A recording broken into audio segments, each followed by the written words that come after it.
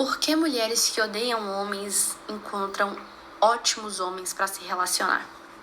Porque certamente essas mesmas mulheres já saíram de um lar extremamente disfuncional, então elas sabem as características de um homem que elas não querem para elas, porque no primeiro sinal de disfuncionalidade dele, ela vai sumir da vida dele. Essas mulheres também provavelmente querem ótimos pais para os seus filhos, então elas vão identificar as características de um bom pai, daqueles que elas não tiveram a oportunidade de ter ou de conhecer, ou tudo aquilo que ela abomina na figura paterna dela. A experiência do cotidiano, a experiência da vida, ela mostra pra gente certos tipos de padrões que são impossíveis de se ignorar. Certos tipos de padrões que inclusive desafiam aquela coisa mais senso comum de que cada um é cada um. Porque de fato, cada um pode ser cada um, só que os padrões de sociabilidade existem e é possível vê-los no cotidiano. Talvez intuitivamente seja mais difícil, mas se a gente para, senta, respira e observa, a gente consegue perceber certos padrões acontecendo. Padrões que têm a ver com forma de se comunicar, forma de agir, forma de responder a determinados estímulos, forma de responder a determinadas situações, a entendimento do mundo, padrões de como significar o mundo, por exemplo. E não é difícil, ao se perceber esses padrões, querer afastar eles de você, né? Existem questões psicológicas que podem fazer com que a pessoa se aproxime mais ainda dos padrões que são claramente negativos, mas é que eu não estou falando disso. É que eu estou falando de é possível observar esses critérios, esses jeitos de ser, esses jeitos de se entender e significar o mundo e escolher ficar perto ou longe de pessoas que praticam esses jeitos específicos. E aí, no dia a dia, quando a gente vai falar sobre, é claro que a gente não vai colocar um trabalho ou um tempo gigantesco para explicar tudo bonitinho, o jeito que a gente está concebendo aqui o fenômeno que a gente viu. Tipo assim, eu acabei de gastar 1 minuto para poder falar uma coisa que eu poderia ter dito. As pessoas entendem como que as outras pessoas são. Mas eu gastei esse 1 minuto para a gente conseguir delimitar melhor o assunto. E por que eu estou falando isso, né?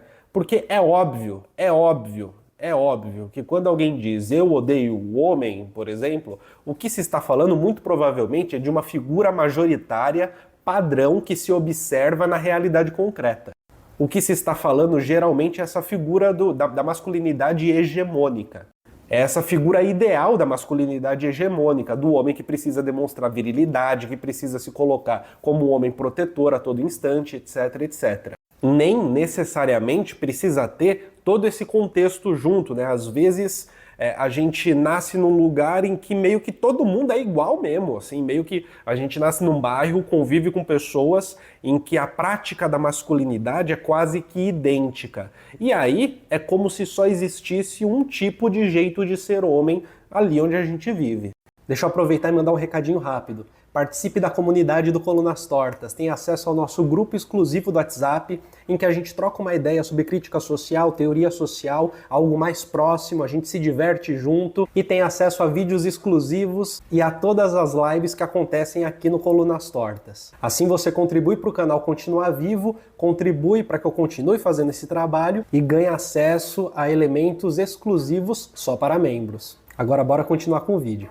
E de fato o enunciado eu odeio o homem se transforma na prática no enunciado eu odeio esse tipo específico particular de homem que eu experimento no dia a dia, tenho experiências no dia a dia. E o grande problema aí é como faz para identificar quem não faz parte deste tipo quando você está presa em relações somente com pessoas deste tipo.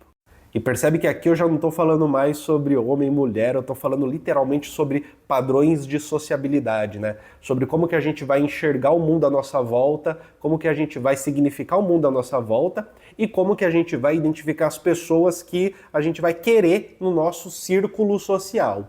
Porque talvez o desafio do adulto que nasceu num ambiente disfuncional, num ambiente terrível, num ambiente tóxico, num ambiente com péssimos exemplos, é descobrir por si só, descobrir sozinho quais são os outros tipos que não são aqueles que se conviveu desde a infância. Quais são os tipos de pai, de mãe, de irmão, de irmã, de namorado, de namorada que existem no mundo, que não são aqueles que a gente conviveu desde a infância, por exemplo, mas que a gente tem que descobrir para poder ter critério. E para não cair numa coisa meio pessimista de que as coisas são assim, tem que aprender a lidar com isso. Porque a maioria das coisas não são assim, e da maioria das vezes a gente não tem que aprender a lidar com isso como se fosse suportar eternamente ali uma desgraça, porque é a única coisa que tem para hoje. E às vezes o esforço de tentar buscar essas novas referências é um esforço até mesmo de tentar fazer de você uma pessoa também diferente. Tudo bem?